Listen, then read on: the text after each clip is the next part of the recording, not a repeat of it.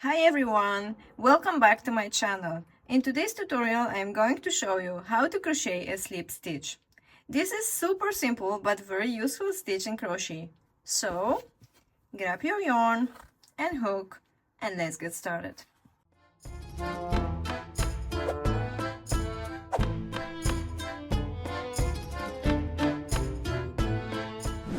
First, insert your hook into the next stitch where you want to make the slip stitch. Yarn over, which means wrap the yarn over your hook and pull it through both the stitch and the loop on your hook in one motion. You should now have just one loop on your hook. That's your slip stitch.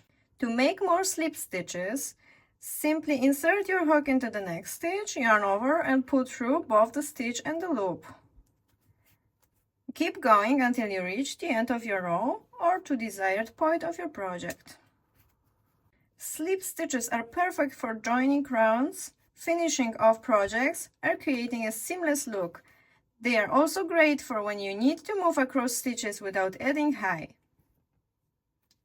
If you found this tutorial helpful, please give it a thumbs up and click the subscribe button below for more crochet tutorials and tips.